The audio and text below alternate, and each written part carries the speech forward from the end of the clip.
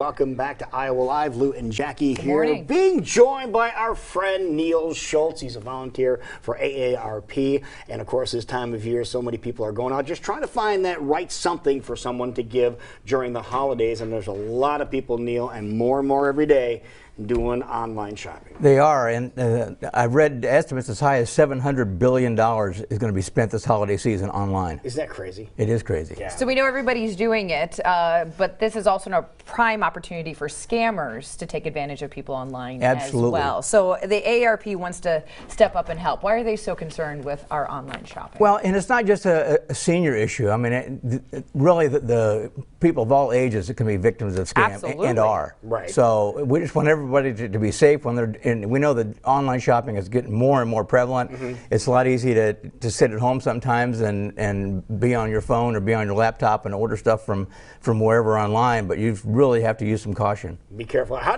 much does it aggravate you, with your prior career being in law enforcement and trying to catch all these criminals and having these criminals hide behind that anonymity? Well, and a lot of them are hiding behind that, and also they're out of the country. Mm-hmm. They're on the other side of the world in a lot of cases. So it's really difficult for law enforcement not only to identify them, but to get them prosecuted and returned back to the United States. Right. So the AARP has 10 tips to help everyone out this morning when they're doing some online shopping. We do. Okay, so let's start cracking down on some of these. What are some things we should keep in mind? Well, first and foremost, if you're going to be shopping online, you need to have a good firewall and updated antivirus programs. Mm-hmm. It's a small investment, but it's something that really is going to pay off. So the antivirus, that is key, because a lot of people say, I don't need it. It is key. Yeah. And there's some free ones out there that are good too. But And some of the services you might have, some of the online servers that you have, might already have that incorporated into what you have, so you might want to check with them. Absolutely. To see if they have it built in. Yeah, so but you might be in good shape there, so you're not duplicating your services. But make sure you've got something in Make place. sure you have something. Okay.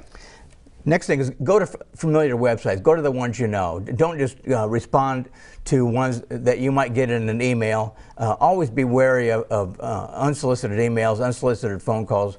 But if there's something you want to look for, go to that store's website.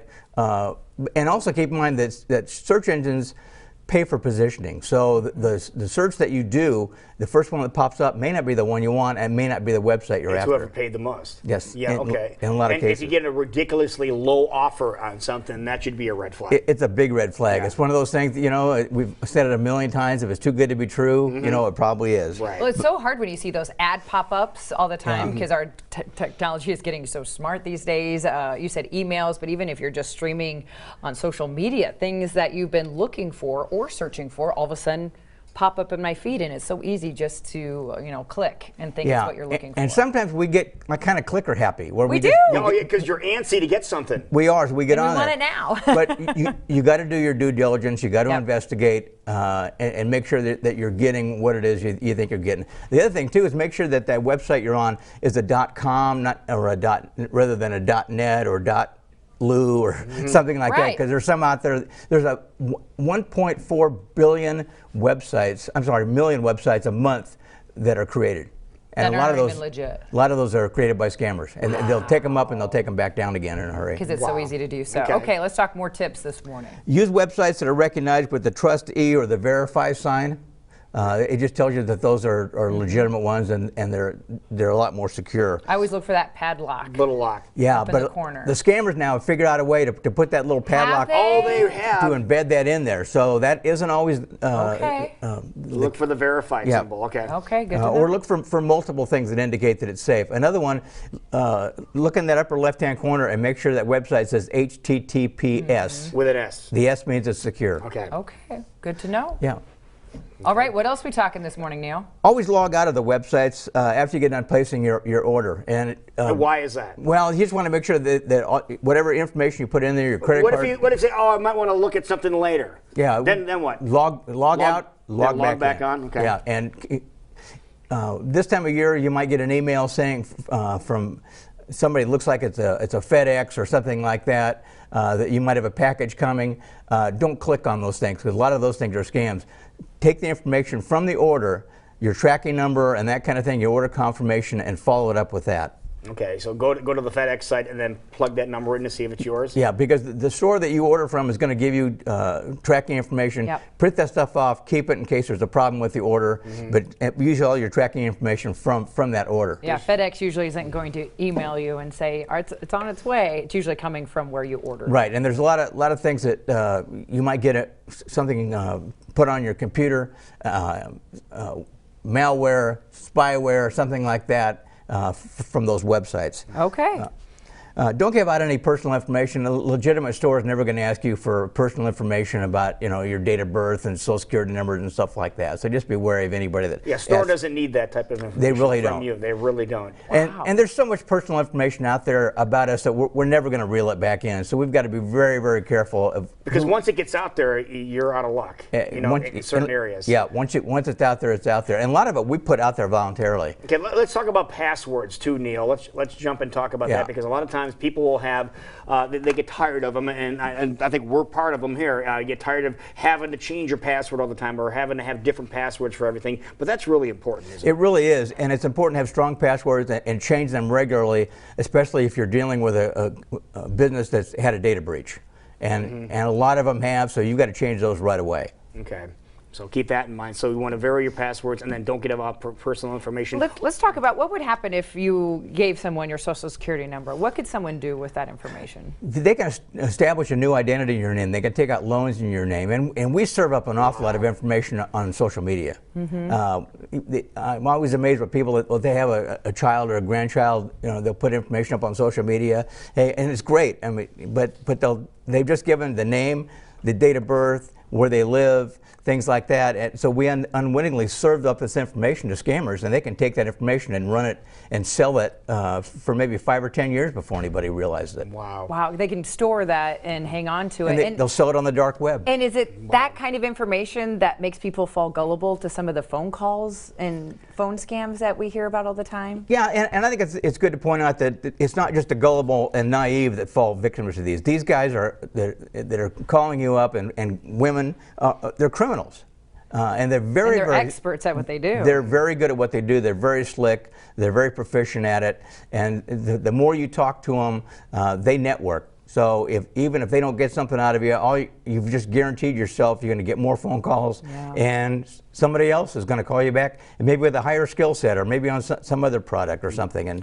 But if they have your grandchild's name and they know the birth date, you're much more able to, or wanting to learn more of what they need, as opposed to just saying, hey, give me your information, we need money. Or they can take that information, they can sell it, and somebody will establish an identity in that child's name. Right. And maybe take out loans and this kind of thing. Use that name. Oh, yeah. Wow. All right, let's talk about something else you have on your checklist here. We're talking about check your monthly statements. And we just had an incident in the past 24, 48 hours involving an animal organization here in town who checks their statements on a daily basis. And they saw a pending charge from someplace in, I think, California, that they had no idea what it was. And they were able to eliminate that before somebody scammed them. If you don't have an online banking account, I highly recommend that you have an online banking account. You do? Yeah, and every time I go out and do one of these programs, I'll say that, and somebody in the back of the room's going, "Are you kidding?"